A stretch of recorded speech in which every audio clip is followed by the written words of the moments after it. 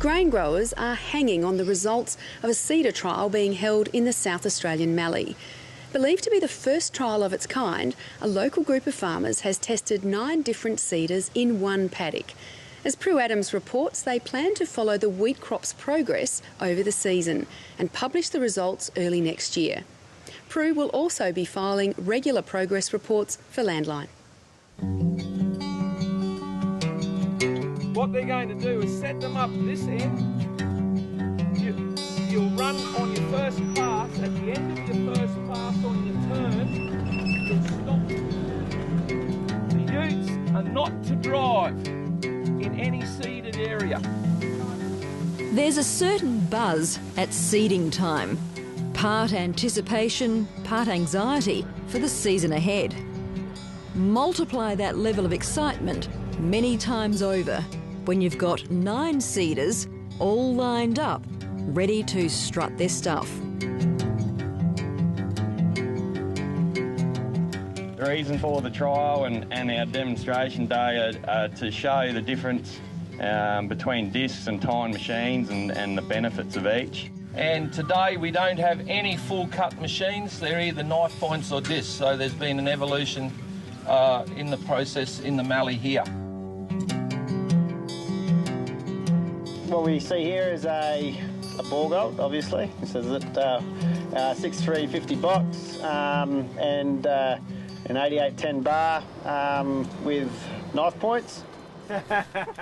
Tim Paschke and his father Brian own this property near Waikerie in the South Australian Riverland. Their rig is the first cab off the rank.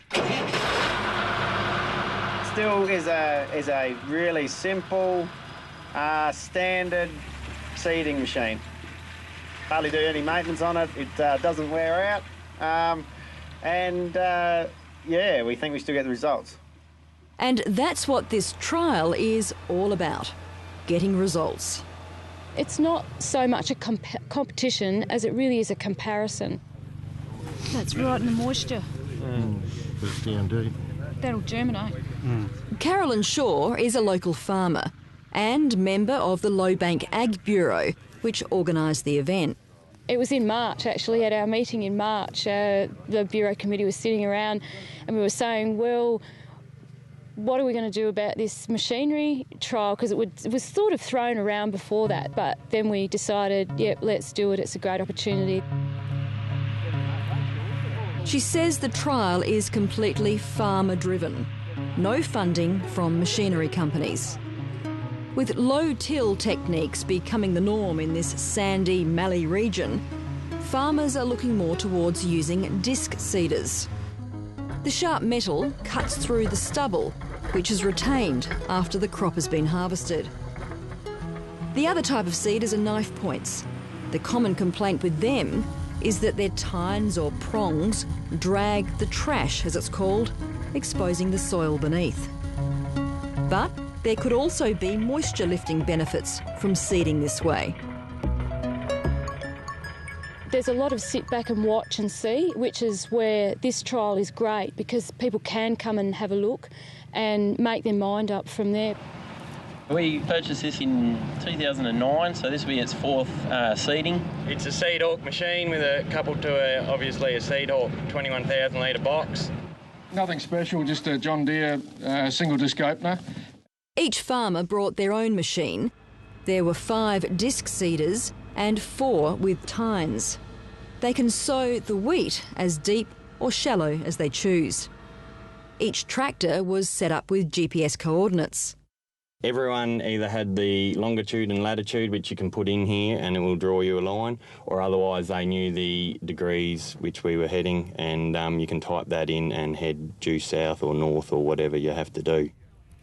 Jeremy Nelson from the South Australian Murray-Darling Basin Natural Resource Management Board marks out each 1.7 kilometre strip.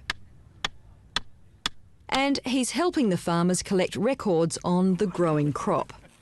I spent the last week prior to the trial just visiting all the farmers and actually doing detailed profiles of their machines to see what the chief mechanical differences are. So today I'm just obviously taking a lot of photos of what actually occurs around tillage. Grain grower Chris Cookle attached cameras to each cultivator bar to catch the action at ground level. These are the money shots, the view grain growers and even machinery manufacturers rarely see. This is how the disc works, and here you see the tines in action. This was the oldest machine on the day. Its owner, Alan Buckley, is credited with being the first in the region to get on the no-till bandwagon. Alan basically put his farm on the line back 14, 15 years ago, Alan. 18 years ago. And said that we could grow crops on not working our ground. And we all thought he was crazy and glad it was him that did it. I thought there's millions of hectares of country that are going to be stopped farming on if we can't change the way we're farming. In the first few seasons, he couldn't see much improvement, but claims he now has biology back in the soil and the sandy country so familiar to the Mallee is more productive.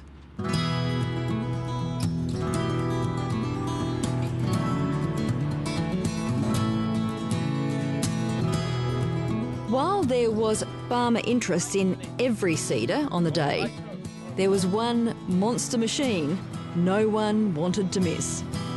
Our next machine's owned by Ken and Joyce Scroop. It's a new machine in the area. It's a Tobin disc seeder. It weighs 22.5 tonne if you want to know the weight. It's got 24-inch disc plates, 12-inch spacings. So far we've done 200 hectares with it, and we've found it economical, only using around 2 litres a hectare, which is pretty good compared to last year. It's a 60-foot machine, weighs 22 tonne, and the owner's going to run this machine at 20 k's an hour plus, seeding in the Mallee. And so we're pretty keen. You can see by the number of utes that have gone out in the paddock with the guys in. This one's pretty interesting to watch. So this is the one you want to get out there and watch too? I'd like to go and see this one work too. We'll let you go and watch it then. Thanks a lot. Just the seeding part of this rig costs more than $300,000. It's a big outlay if you're not sure which way to turn. It's a huge expenditure and people are cautious because of that outlay and investment in the machinery and the time in setting it up. So this is the original part of the bar here. This is still the tine. Dwayne Lesky has decided not to outlay the big bucks on a whole new machine. He's got a unique system fitting Australian-made discs or tines to his existing cultivator bar. We bought this bar a couple of years ago, bought it with points on it. A couple of years ago we decided to retrofit the Discomate discs. How this budget option stacks up against the other machines will become clearer over the months ahead.